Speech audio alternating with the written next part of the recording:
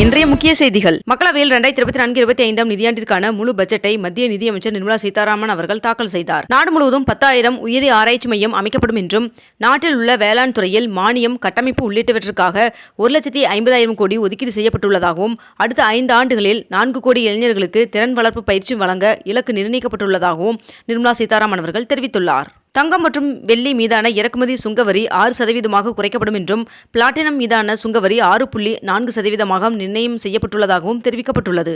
மேலும் சுற்றுச்சூழலை பாதுகாக்கும் வகையிலான பிளாஸ்டிக் மீதான வரி 25% அதிகரித்துள்ளதாகவும் அவர் தெரிவித்துள்ளார்.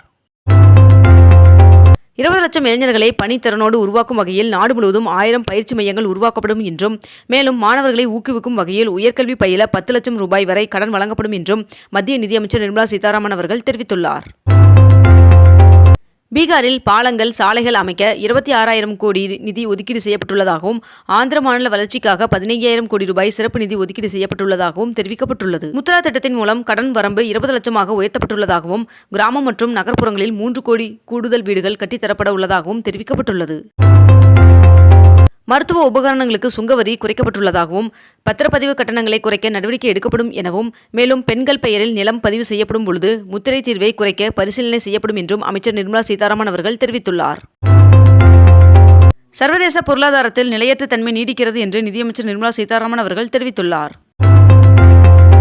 சென்னையில் இன்று 22 கேரட் ஆபண தங்கத்தின் விலை சவரனுக்கு 120 ரூபாய் குறைந்து ஒரு சவரன் 54,480 ரூபாய்க்கு விற்பனையாகிறது.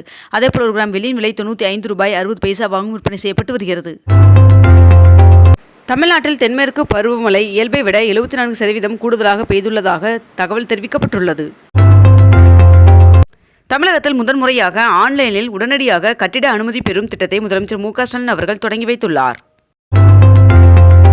முதலமைச்சர் மு க ஸ்டாலின் அவர்கள் வருகின்ற 27ஆம் தேதி பிரதமர் நரேந்திர மோடி அவர்களின் தலைமையில் நடக்கும் நிதி ஆயோக் கூட்டத்தில் கலந்து கொள்வதற்காக டெல்லி வருகின்ற 26ஆம் தேதி செல்ல உள்ளார்.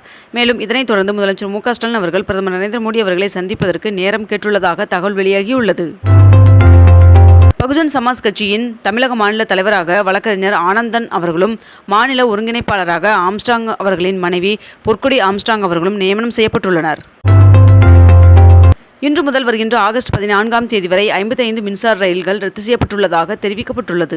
இதனை அடுத்து கூடுதல் பேருந்துகளை சென்னை மாநகர போக்குவரத்து கழகம் இயக்க உள்ளதாகவும் தெரிவிக்கப்பட்டுள்ளது.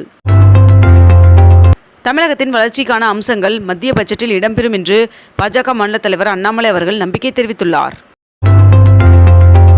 தமிழகத்தில் அரசு கலை அறிவியல் கல்லூரிகள் மற்றும் அரசு கல்வியியல் கல்லூரிகளுக்கான உதவி பேராசிரியர் தேர்வு ஒத்திவைக்கப்பட்டுள்ளது. முன்னாள் அமைச்சர் செந்தில் பாலாஜி அவர்களின் வழக்கின் விசாரணையை உச்சநீதிமன்றம் வருகின்ற ஜூலை 24ஆம் தேதிக்கு ஒத்திவைத்துள்ளது. தமிழகத்தில் 17.5% பேருக்கு வேலை இல்லை என்று தமிழக பாஜக தலைவர் அண்ணாமலை அவர்கள் தெரிவித்துள்ளார். தமிழகத்தில் வருகின்ற 27ஆம் தேதி வரை மழைக்கு வாய்ப்புள்ளதாக வானிலை மையம் தெரிவித்துள்ளது. தமிழகத்தில் பொறியியல் படிப்பிற்கான ஆன்லைன் கலந்தாய்வு உயர்கல்வித்துறை அமைச்சர் பொன்முடி அவர்கள் தொடங்கி வைத்துள்ளார். உதகை குன்னூர் இடையிலான மலை ரயில் சேவை நேற்று ரத்து செய்யப்பட்டது. தொடர் மழையின் காரணமாக மேட்டூர் அணையின் நீர்மட்டம் 75 அடியாக உயர்ந்துள்ளது.